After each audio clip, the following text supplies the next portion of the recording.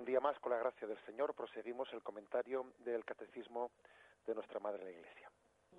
Bien, el segundo punto, el 950, dice así: la comunión de los sacramentos. El fruto de todos los sacramentos pertenece a todos, porque los sacramentos y sobre todo el bautismo, que es como la puerta por la que los hombres entran en la Iglesia, son otros tantos vínculos sagrados que unen a todos y los ligan a Jesucristo. La comunión de los santos es la comunión de los sacramentos. El nombre de comunión puede aplicarse a cada uno de ellos, porque cada uno de ellos nos une a Dios. Pero este nombre es más propio de la Eucaristía que de cualquier otro, porque ella es la que lleva esta comunión a su culminación. Bien, aquí hay una expresión en la que se nos habla de los sacramentos como comunión. Los sacramentos son una iniciativa de Dios, no olvidemos esto, son una iniciativa de Dios para hacer comunión con los hombres. Son puentes tendidos por Dios para entrar en comunión con nosotros. Antes de que nosotros buscásemos a Dios, Él nos buscaba a nosotros. Esto tiene que ser dicho una y otra vez. La iniciativa es de Dios para entrar en comunión con nosotros a través de los sacramentos. Por eso que hay que poner muy en crítica y en solfa, ¿no? Pues y a ese subjetivismo que tenemos en nuestra cultura, que viene a decir, bueno, a mí no me hace falta, ¿no? Pues ir a misa, a mí no me hace falta confesarme, a mí no me hace falta no sé qué. Cuando uno habla en esos términos, parece que está pensando que un sacramento es una especie de opción personal para entrar en comunión con Dios, si le viene bien o si lo entiende o si no lo entiende. Vamos a ver, un sacramento no es un camino personal. Antes que ser un camino personal, es una iniciativa de Dios para entrar en comunión con nosotros. Por lo tanto, rechazar un sacramento es rechazar un camino de Dios para llegar a nosotros. Esto tiene que ser visto desde los ojos de Dios, no únicamente desde mis ojos, desde mi percepción personal. Dios ha considerado oportuno entrar en comunión con nosotros a través de ese camino. ¿Quién soy yo, pues, para decir qué camino es bueno, qué camino no es bueno? O sea, los sacramentos son iniciativas de Dios para entrar en comunión con los hombres. Hay una distancia por naturaleza, ¿no? Por naturaleza, pues, infinita entre Dios y el hombre. Y esa distancia infinita ha sido recorrida por la gracia de Dios en Jesucristo, por la humanidad de Cristo, que ha unido esa distancia infinita entre Dios y el hombre. Y esa humanidad de Cristo es prolongada hoy en día en la Iglesia de los Sacramentos, que sigue entendiendo ese puente que une la orilla de la divinidad con nosotros. Dicho esto, pues añadamos que el Catecismo matiza que si eso se puede decir de todos los sacramentos, de todos, especialmente es la Eucaristía en la que se subraya esto de una manera más fuerte. La Eucaristía realiza la comunión y supone la comunión entre nosotros.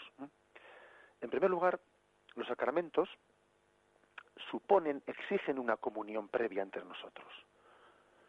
Por eso, ayer mismo decíamos que recibir las cosas santas exigen, pues, estar en comunión con Dios, exigen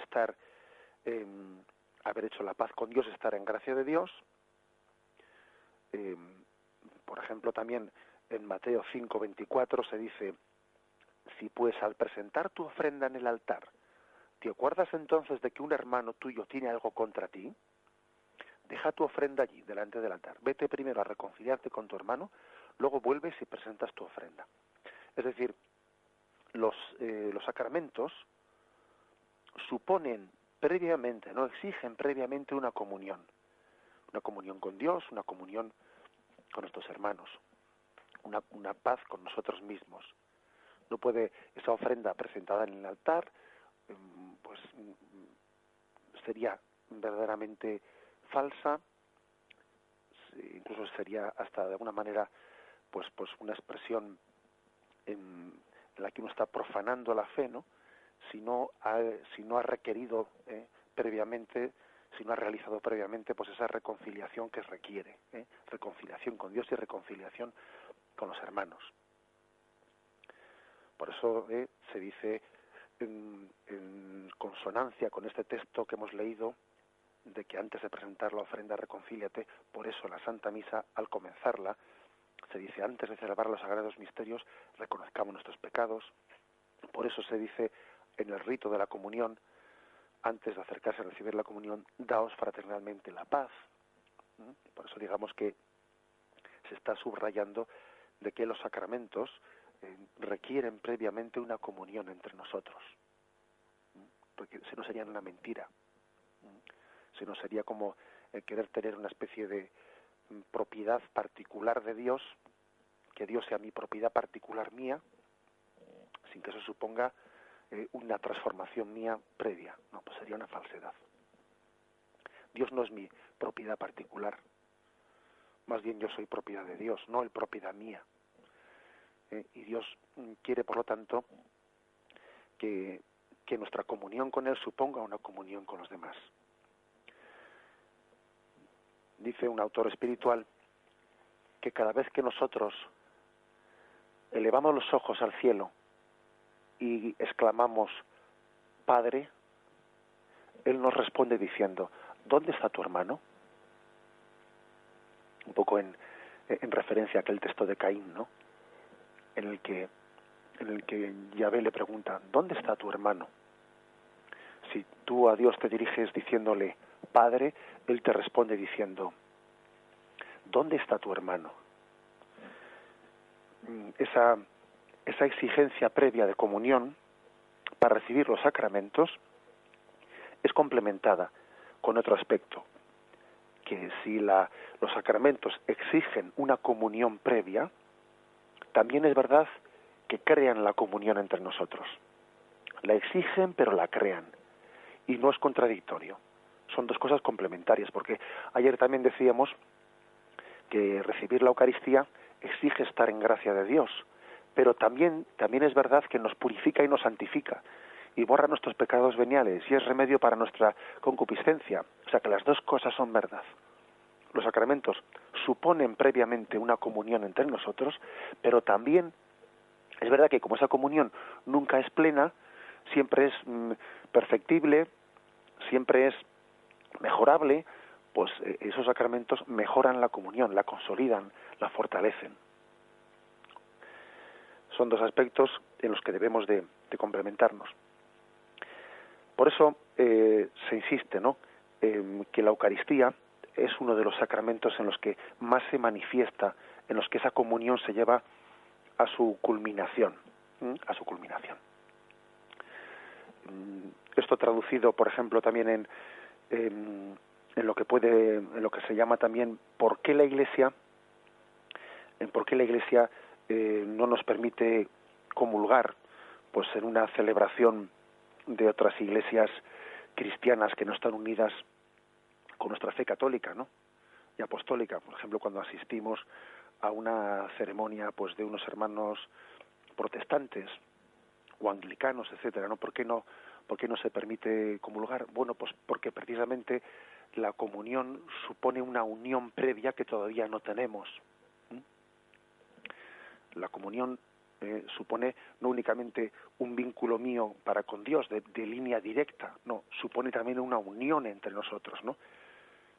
La comunión está significando una unión entre nosotros que si no tenemos, es incorrecto que comulguemos cuando todavía no hay una unión previa.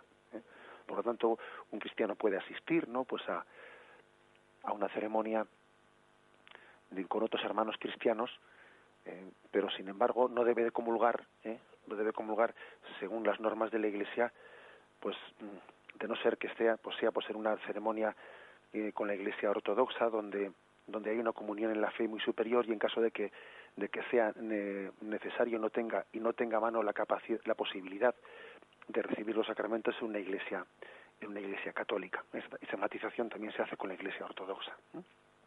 Me despido con la bendición de Dios Todopoderoso.